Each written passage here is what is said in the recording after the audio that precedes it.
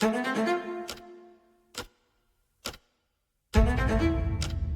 right, starting to run. We're putting running into training. What does that look like? How do we do it? How do we not die while doing this? I'm not a runner by default.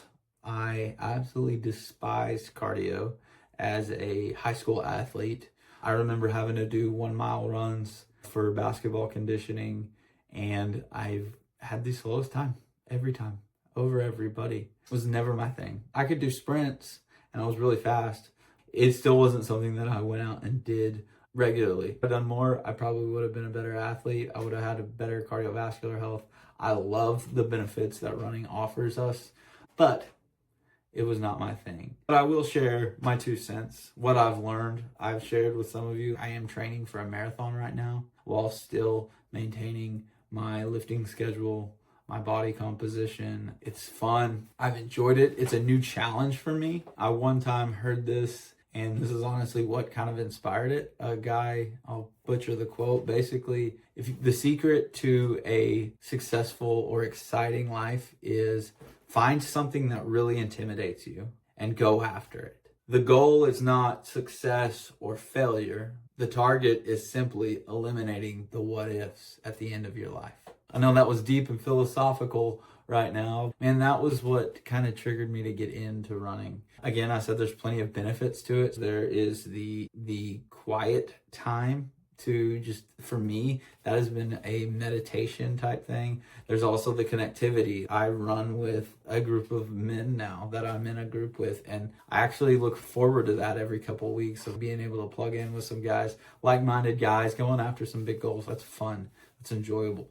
There's also the health and fitness benefits. I recover way faster now that I've started running. Between lifts, I can take 30 to 90 seconds to recover from a really hard set in the gym, and I'm back and I'm good to go. Or I can take the stairs and not be out of breath. That's encouraging. Or again, I can play tag with the kids. I'm fast. I'm going to beat them, but I can catch my breath and go round 2 really quick too. There's definitely some added benefits. There's plenty of research out there on it. If you're thinking about running, I'm not trying to convince you to do it. This is more a video of if you are going to start putting this into your training, how do you do it? Something that we've talked about a little bit that I try and preach is this idea of not overtaxing our bodies, our nervous systems, things like that. The challenge we face when we start doing certain things at 100 miles an hour is usually we hit a wall and then we fall down and then we never get back up or get it to it. I did that I don't know how many times when it came to trying to get back in shape after I had kids. I think the first thing when you're starting to run is start right where you're at. Utilize, you'll hear it and you'll see it as you're doing homework. Utilize a lot of easy runs. Don't overtax yourself. Also, take a look at your training. And please, I'll look at it with you. If you're training, if you feel you're overtraining and you, it's possible. If you're working out 4 days a week or 3 days a week and you're running 5 days a week, that is a lot to take on all at once. Just be sure to check yourself and watch, like how you're taking these things on. The next thing is this idea of progressive overload. We've talked about it in training.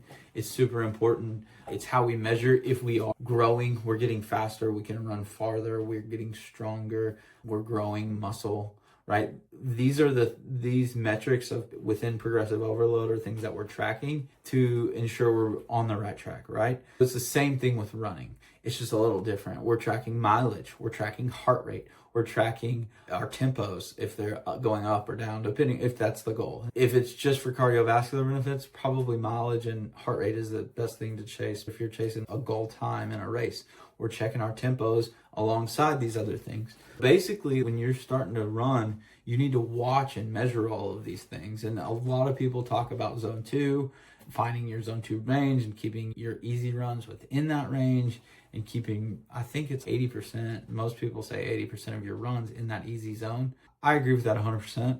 It's just figuring that out, right? Where's that? What is that metric? What does that look like? Knowing what I know now, again, far from an expert, it's huge. It's crucial because what happens when you go over that limit, it causes a lot of problems in your training, your sleep, your recovery, your appetite. It's going to go way up. Yeah. Also, speaking of appetite, another added benefit, we'll plug this in here. You do get to increase your total daily energy expenditure when you're increasing your output. That's a plus, especially if you're dieting. Maybe you're dieting on 1,800 calories and you get to slowly bump that up. I don't know what that looks like. Anyway, yeah, that's my commentary on running.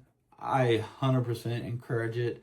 I've got a few makeshift plans. If you have a specific goal, a race or something like that you want to tackle together within coaching, please let me know. Peace.